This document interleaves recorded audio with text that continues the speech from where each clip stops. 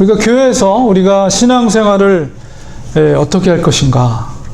어떻게 하면 교회를 다니면서 기쁘게 신앙생활을 할 것인가? 이런 질문은 정말 중요하죠. 교회를 다니는데 즐겁지 않다면 얼마나 힘들겠습니까? 세상 살아가는 일도 쉽지 않은데 교회 생활도 힘들고 혹은 스트레스 받고 기쁘지 않다면 우리의 삶은 너무 힘들 거예요. 저는 이제 그 철로 역정, 존 버년의 철로 역정을 이렇게 다시 살펴보면서 그 속에 보면 이제 교회란 무엇인가 이런 거 생각할 때 그 주인공 크리스찬이 이제 그 천성에 이르는 여정을 이렇게 가면서 십자가 그 언덕에서 무거운 짐을 이제 해방받죠. 그게 전체 여정 가운데 5분의 1 지점이에요. 이게 갈 길이 먼 거예요. 근데 이제 그 아주 험준한 그 산을 넘어서 사탄의 공격을, 마귀의 공격을 받고 중간쯤에, 그러니까 여정 가운데 중간쯤에 이제 뭐 우리나라 말로 미궁이라고 하는데 그 팰러스 뷰티풀이라는 그러니까 아름다운 궁전, 저택이 거기에 있어요. 그래서 이제 양쪽에는 사자가 지키고 있는데 이렇게 쇠사슬로 묶여 있어요. 근데 용기를 가지고 거기를 지나가야 돼요. 근데 묶여 있기 때문에 물지는 않아, 사자가. 근데 그 사이를 믿음으로 용기 있게 지나가면 아름다운 저택, 그러니까 팔라스 뷰티풀이라는 미궁이라는 아름다운 저택이 기다리고 있어요. 그래서 그 크리스찬이 용기를 내서 그 사자를 뚫고 그 집으로 들어갑니다. 그래서 그 집에 들어가면 방이 이제 3가지가 있어요. 3가지 방이. 그 아름다운 저택에. 그래서 첫 번째 방은 바로 너무나도 편안하고 안락함을 주는 그래 침실. 그래서 편안하게 쉴 수 있는 그런 방이 하나가 있어요. 침실이 있고, 두 번째 방은 많은 책들이 있어요. 그 책은 그 책 서재죠. 그래서 도서관 같은 곳. 그곳에 가면은 많은 지혜와 깨달음, 진리 이런 것을 발견할 수 있는 그런 방이 있고, 세 번째 방에 가면 무기고예요. 각종 갑옷과 이런 검과 그런 해머라든가 뭐 이런 많은 무기들을 장착할 수 있는 무기고가 있어요. 근데 그 방이, 미궁이라는 그런 저택이 뭘 상징하느냐 하면 바로 교회를 상징하는 거예요. 그러니까 그 3가지 방은 교회의 3가지 기능과 역할을 설명하고 있는 거예요. 그래서 교회라는 것은 편안함과 위로와 기쁨과 또 회복과, 그러면서 또 한편으로는 진리의 말씀을 통해서 다시 한번 깨닫고 우리가 어떤 방향으로 살아가야 될 것인가 이럴 것을 깨달으면서, 또 한편으로는 이제 세상에 나가서 전쟁을 치르기 위한 갑옷과 검과 이런 것들을 준비하는 곳, 바로 그런 교회를 상징하는 그런 곳입니다. 그래서 그 전체 여정 중에 맨 가운데, 그 여정의 맨 가운데 그 미궁이 자리를 잡고 있어요.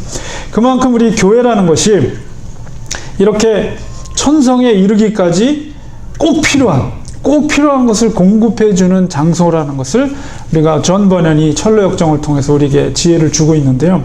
그만큼 교회가 이 지상에서 그만큼 우리에게 소중한 곳이다. 우리가 이런 것을 깨달을 때 오늘 빌립보서를 통해 가지고 어떻게 하면 교회 생활을 기쁘게 할 수 있을까, 이런 것을 우리가 한번 생각해 보려고 합니다.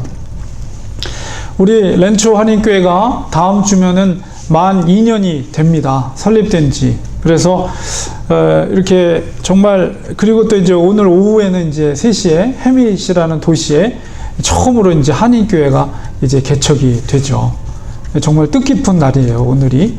그래서 교회가 처음에 우리가 시작할 때는 뭐 목회자나, 교회를 시작하는 목회자나 그 핵심 멤버, 코어 멤버라고 그러죠.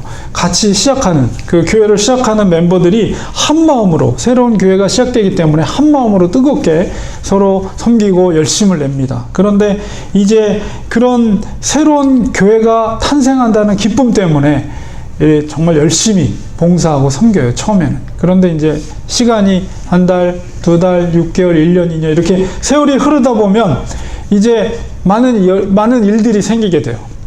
우리가 사람이 모인 곳이다 보니까 어떤 문제를 만나게 되면 사람이 아무리 작은 교회라도 여러 사람들이 있잖아요. 몇 명의 사람들이 있는데 다 자기 의견이 있어요. 어떤 문제에 대해서 생각하는 그런 판단하는 그런 문제들이 의견들이 다 달라요.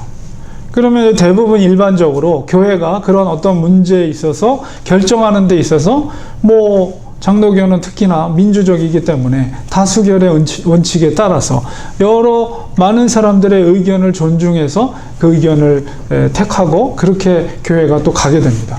그런데 거기에는 반드시 자기 의견과는 다른 소수의 의견들이 있어요. 근데 그런 분들의 생각들은 약간 이제 좀 실망감도 갖게 되죠. 없지 않아. 아무리 다수결의를 할지라도. 근데 그런 일들이 이렇게 반복되다 보면 교회에 대한 이제 상처가 되기도 하고 이제 교회에 대한 불만이 생기게 됩니다. 그러다 보면 이제 분열의 틈이 이제 생기게 되죠. 그게 이제 위기예요. 교회가 위기를 만나게 됩니다. 그럴 때 그런 위기 상황을 만났을 때 교회가 어떻게 하느냐, 그것을 어떻게 극복하느냐, 이게 참 중요한 문제. 우리 초대교회에는 그런 문제가 없었을까요? 초대교회도 정말로 얼마나 순수한 교회입니까? 초대교회. 우리 교회 프로토타입, 원형이잖아요. 모든 세계 교회들이 닮고자 하는 교회가 이 초대교회인데, 이 초대교회에서도 그런 문제가 있었어요. 어떤 문제가 있었냐면, 이제 교회 내 유대인 출신의 그리스도인들이 있었지만 또 헬라 출신의 그리스도인들이 있었어요. 그러니까 예수 그리스도 안에서 다 형제 자매니까 같이 이제 신앙생활을 하다 보면 그때는 어땠습니까? 유무상통했어요. 재산을 부자나 가난한 자나 다 교회에 헌납하고 그 돈을 이제 필요한 가난한 자들에게 나눠주고 그렇게 교회가 운영이 됐고 전체 정말 한 가족처럼 공동체를 이루면서 유무상통하면서 살았어요. 근데 불만 섞인 소리가 이제 한쪽에서 들리기 시작하는 거예요. 어떤 불만이냐면 이제 구제를 하는데 특별히 혼자 된 과부들에게 구제를 하는 거예요. 교회에서 구제헌금을 이제 지출을 하는데 불공평하게 지출이 된다라는 이제 불만 섞인 소리가 났어요. 그러니까 유대 출신의 과부들에게는 좀 더 많은 성교비가 지출이 되고 헬라파 과부들에게는 그 성교비가 조금 지출한다. 공평하지 않다. 왜 그렇게 하느냐 하면서 이제 불만 섞인 소리가 막 교회에 나왔어요. 그러니까는 주로 이제 그때는 사도들이 다 교회를 케어했는데 그때만 해도 수천 명이죠. 교인들이. 물론 오늘날처럼 대형 건물을 지어놓고 그렇게 모이는 건 아니지만 가정교회 소그룹 형식으로 모였지만 어쨌든 그 숫자가 수천 명, 10,000명 이상이나 이루는 많은 교인들이 있었어요. 그 불만을 들었을 때 이제 교회가 이거는 안 된다. 이 문제를 우리가 잘 극복해야 된다. 그래서 사도들이 모여서 회의를 했습니다. 지도자들이 모여서 이 문제를 어떻게 할 것인가. 우리 사도들이 그런 일들을 구제하는 것까지 다 하다 보니까 그런 그런 아주 조금 세밀하게 그런 일들을 하지 못한 것에 대한 어떤 반성을 하면서 그러면 중간 리더들을 세우자. 그래서 이제 7 집사를 뽑은 거예요. 7 집사를 뽑아서 사도들은 오직 말씀과 기도에만 전념하고 그런 구제의 일이라든가 행정적인 일들은 그 집사님들에게 일임을 해서 그런 일들이 앞으로는 발생하지 않도록 하자. 이렇게 해서 이제 지혜롭게 일을 처리함으로 인해서 교회가 또 그 위기를 잘 극복하고 더 성장할 수 있는 계기가 된 것이죠. 그래서 교회는 항상 이런 문제들이 지상에 있는 교회는 발생한다는 것을 우리는 기억해야 됩니다. 그리고 이제 오늘 빌립보서도 사도 바울이 빌립보 교회 편지를 쓴 이유도 이제 몇 가지 이유가 있어요. 이 편지를 쓴 목적이. 그런데 이제 중요한 문제가 뭐였냐면 그 교회 빌립보 교회에 유오디아와 순두계라는 2 여자 리더십이 있었어요. 오늘날로 치면 권사님 같은 리더, 조금 더 리더십이 있는 분들인데 이분들이 충돌이 생긴 거예요. 한 마음을 이루지 못하고 있는 거예요. 근데 그것을 사도 바울이 그 문제를 파악하고 있었어요. 그래서 그 성도들을 생각하면서 그 2 리더십, 2 여자의 리더십, 그러니까 굉장히 이 빌립보 교회는 특별히 첫 성도가 누구였어요? 자주장사 루디아. 여자의 리더십이 좀 강한 교회였어요. 그렇기 때문에 유오디아와 순두계라는 이 두 부분의 이 이름을 언급하고 있다는 것은 그 빌립보 교회의 굉장한 리더십을 발휘하고 있는 성도들이라는 것을 우리가 짐작할 수가 있어요. 그런데 두 사람이 마음이 합의되지 않는, 성도 간에 뭔가 충돌이 있는 그런 위기사항이 있었던 거죠. 그래서 사도 바울이 그래서 이 편지를 쓴 것입니다. 자, 교회 안에 이런 문제가 있을 때 우리가 어떻게 그 문제를 극복할 것인가. 이제 우리 교회도 이제 다음 주를 지나면 2주년을 지나서 이제 3주년을 향해서 새로운 출발을 하게 됩니다. 우리 교회가 이제 앞으로 더 시간이 흐르다 보면 우리에게도 그런 어려움이 올 수가 있어요. 예. 그럴 때 우리가 어떤 원리를 가지고 그것을 대처해 나갈 것인가. 예, 중요한데요. 사도 바울이 그 문제가 있었던 빌립보 교회를 향해서 처방했던 말씀이 뭐냐면 바로 1장 27절. 오늘 읽었던 본문은 아니지만 앞에 1장 27절에 바울이 뭐라고 말하냐면 오직 너희는 그리스도의 복음에 합당하게 생활하라. 이렇게 요구를 하고 있습니다. 이 말씀이 어떤 의미를 갖고 있느냐. 너희가 그리스도의 복음에 합당하게 생활하라. 이 의미를 바로 27절 후반부에 이어지는 말씀 속에서 설명을 하고 있어요. 너희는 한 마음으로 서서, 여기서 한 마음이라고 했는데 이 헬라어 언어에는 이 마음이라는 말이 푸뉴마예요. 푸뉴마가 우리가 성령을 말할 때도 푸뉴마라고 그래요. 물론 영이라는 말이 이제 푸뉴마라는 말인데 구별 없이 푸뉴마 하면 성령을 또 말하기도 합니다. 푸뉴마라는 말이. 그래서 한 마음으로 서서라는 의미는 한 영이라는 말도 있지만은 바로 성령, 한 성령으로 너희들이 서라. 이렇게 말하고 또 한 뜻으로, 여기서 뜻이라는 건 푸시케, 이게 마음 혹은 영혼 이런 뜻도 있는데 푸시케라는 게 그런 한 마음으로 또 복음의 신앙을, 복음에 대한 믿음을 위해서 너희가 협력하라. 이 협력하라라는 한글로 번역된 헬라어 언어는 슈나톨레오. 슈나라는 것은 동시에, 톨레오라는 것은 싸우다라는 거예요. 그러니까 여러 사람이 슈나톨레오라는 것은 여러분 싱크로나이즈 수영하는 거 알죠? 그 신이라는 말이 여기 헬라어 여기서 슈나에서 나온 말이에요. 그러니까 여러 사람이 수영하는데 꼭 마치 한 사람이 수영하는 것처럼 그렇게 수영하잖아요. 그게 싱크로나이즈. 얼마나 똑같이 한 사람이 하는 것처럼 하느냐, 이 점수가 높죠. 신톨레오라는 것은 뭐냐면 여러 사람이 싸우는데 마치 한 사람이 대적하는 것처럼, 한 사람이 싸우는 것처럼 너희들이 협력하라. 이렇게 표현하고 있는 거예요.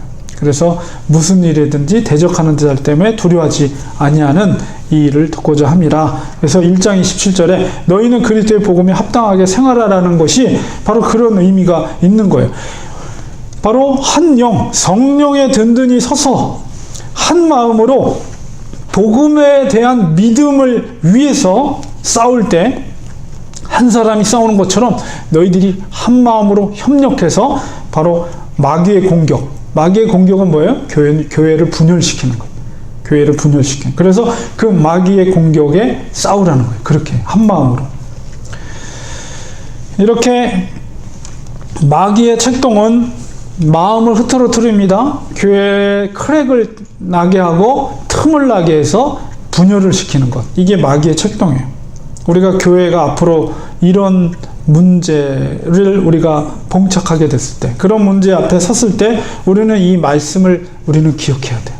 사도 바울이 했던 이 말씀. 하나 되기 위해서 성령이 주시는 동일한 마음을 우리가 가져야 돼요. 성령께 붙들린 바 되면 동일한 마음을 주세요. 성령의 마음은 연합이에요. 유니티. 화평케 하는 영이 바로 성령이기 때문에. 그래서 한 마음으로 교회를 갈라놓는 그런 악한 세력에 대해서 맞서 싸워야 됩니다. 그리고 여기서 말하는 한 마음이라고 했을 때 오늘 본문 속에서 바울이 뭐라고 말합니까? 너희들이 그리스도의 마음을 본받으라. 이 마음을 품으라. 너희 안에 이 마음을 품으라. 라는 것은 바로 그리스도의 마음이에요. 곧 그리스도의 마음이니. 이렇게 말하면서 그 그리스도의 마음이 뭐냐? 그것은 이제 한마디로 겸손이죠. 겸손. 그 겸손이, 그러니까 예수님이 그 겸손이 어디까지 겸손해졌냐, 어디까지 낮아지셨냐라는 이야기가 오늘 본문 속에서 6, 7, 8절에 예수님의 낮아지심에 대해 설명하고 있는 거예요. 예수님은 근본 하나님과 본체시다. 하나님과 동등하신 하나님이시다. 그러니까 예수님은 하나님이에요. 하나님이신데 그분이 하나님과 동등됨을 취할 것을 여기지 아니하시고 그것을 버리고 자기를 비워서 종의 형체를 가지고 종의 형체인 사람과 같이 되었다. 이렇게 됐어요. 사실 예수님의 이 낮아짐을 우리가 이해할 수 있을까요? 우리는 이해할 수 없어요. 왜냐하면 하나님이 얼마나 위대하신 분인지 우리가 이해할 수 없기 때문에 하나님이 인간의 몸을 입고 자기를 비워서 인간으로 이 땅에 오셨다는 것 우리는 상상할 수 없어요. 하나님이 어떤 하나님인지 우리가 짐작할 수 없기 때문에 일반적으로 생각하더라도 신이 인간이 됐다는 것은 정말 이해하기 어렵습니다.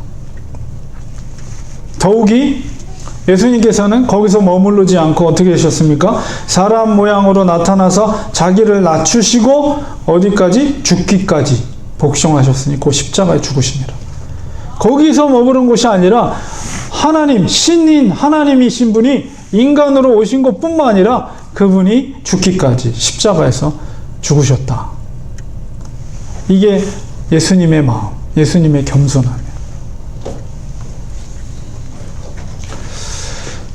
누구에게 복종하신 것입니까? 이것은 바로 하나님 아버지께 복종한 거예요. 여기서 중요한 포인트는 이 복종이라는 거예요. 복종. 예수님 하나님께 복종하셨다는 거예요. 왜 그랬습니까? 예수님은 하나님의 계획을 알고 계셨어요. 하나님을 사랑했죠. 하나님의 뜻에 복종해서 십자가에 죽으신 겁니다. 지금 바울이 지금 무슨 얘기를 하고 있는 거예요?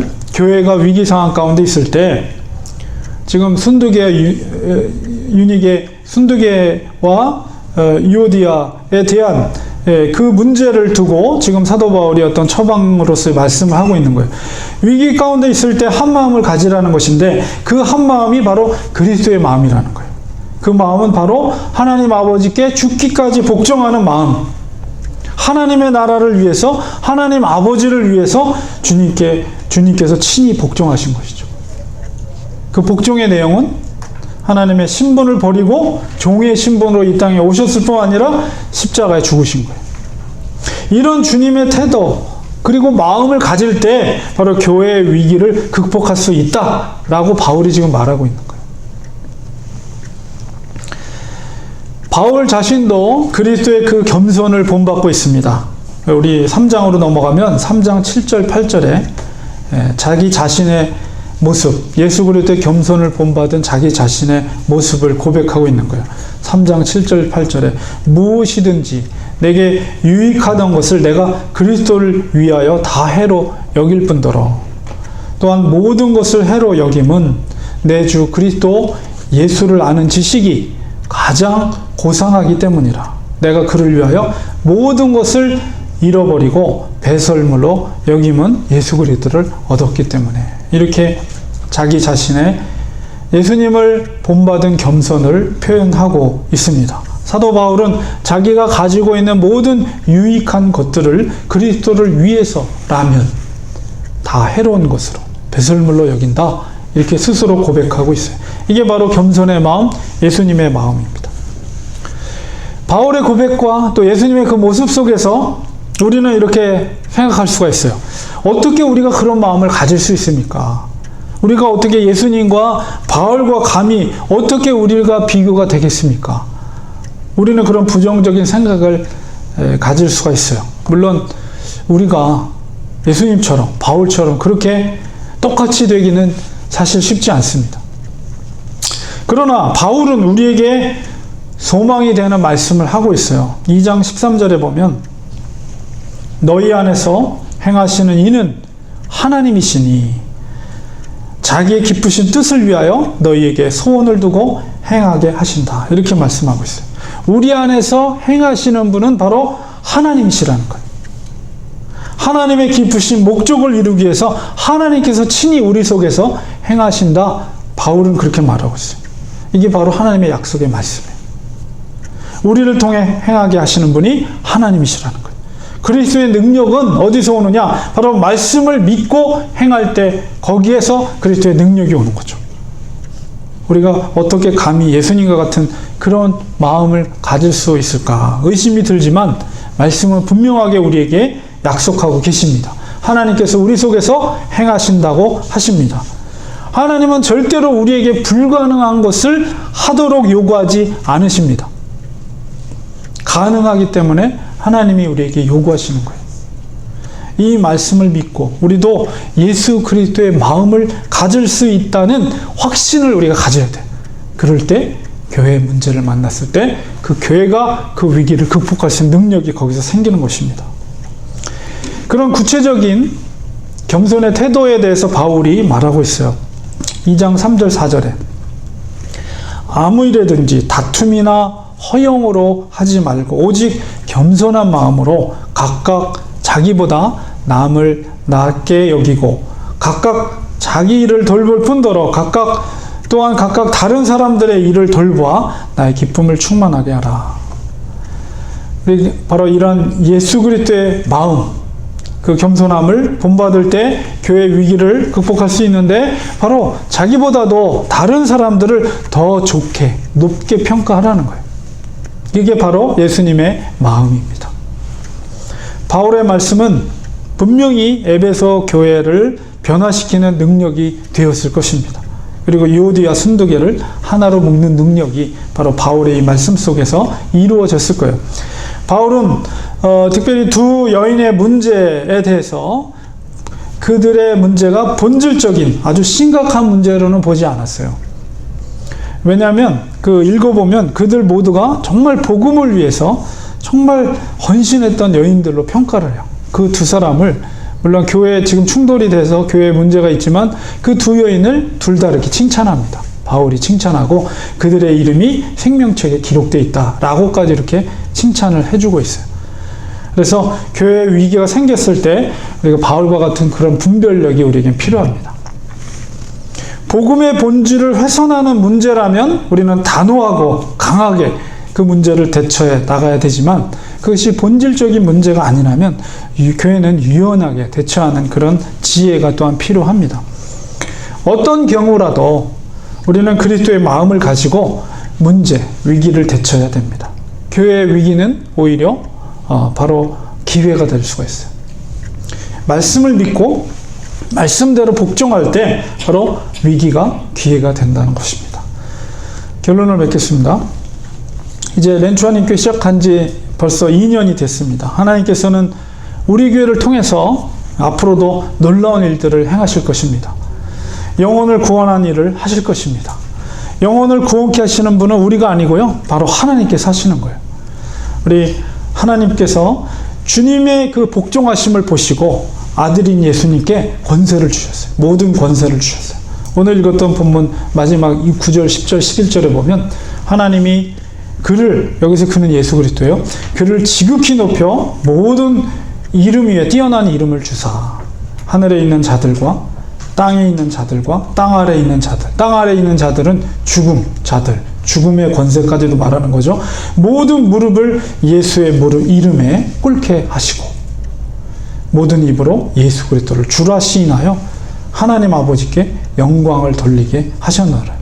영광을 돌리게 하신 분이 누구예요? 하나님께서 친히 예수 그리스도에게 이런 권세, 하늘과 땅과 땅 아래 죽음의 권세까지도 예수 그리스도에게 주심으로 하나님께서 영광을 돌리게 했다. 예수 그리스도를 통해서. 그러므로 이 렌추아닌 교회는 머리가 되신 분이 예수 그리스도십니다. 그 권세를 갖고 계신 분이에요. 그렇기 때문에 이 렌추아닌 교회는 하나님이 주신 하나님의 힘과 권세가 있는 거예요. 우리가 주님께 복종할 때 주님은 우리에게 또한 그 능력을 주실 줄 믿습니다. 전적으로 하나님을 믿는 자들을 통해서 하나님 나라가 확장해 나갑니다. 주님의 마음을 가지고 잃어버린 한 영혼을 구원하기 위해 우리는 최선을 다해야 됩니다. 우리 교회가 존재하는 목적, 교회가 존재하는 목적은 바로 잃어버린 한 영혼을 찾으시고자 하는 하나님의 마음, 하나님의 마음을 대신해서 우리가 그것을 하는 거예요. 그게 바로 우리 교회의 존재 목적입니다. 그 사역을 위해서 우리는 최선을 다할 것입니다. 하나님은 한 사람의 복종하는 제자를 통해서 세상을 변화시키셨습니다. 우리가 그런 제자들이 되어야 됩니다. 주님께서는 렌추아닌 교회를 통해서 놀라운 기적들을 이루게 할 것입니다. 믿음은 바라는 것들의 실상이라고 그랬어요. 믿음의 눈으로 렌추아닌 교회를 통해서 앞으로 행하실 놀라운 기적을 바라보시기 바랍니다. 믿는 자에게는 능치 못함이 없다고 하셨습니다. 우리의 믿음을 우리의 삶 속에서 행함으로 나타내 보일 때 하나님은 반드시 우리를 통해서 렌추아닌 교회를 통해서 놀라운 일들을 하나님은 계속해서 이루어 가실 것입니다. 우리는 끊임없이 그 본질적인 것을 향해서 우리가 목숨을 걸고, 저는 그렇게 마음을 먹었어요. 한 주 한 주마다 목숨을 걸고 말씀을 준비하고 예배를 준비하고 전도하고 봉사하고 섬기고, 하나님은 그런 자를 통해서 분명히 놀라운 일들을 이루게 하실 줄 믿습니다. 이 시간 우리 같이 한 2, 3분 동안 같이 기도하겠습니다. 하나님, 2년 동안 지켜주신 하나님의 놀라우신 은혜를 감사합니다.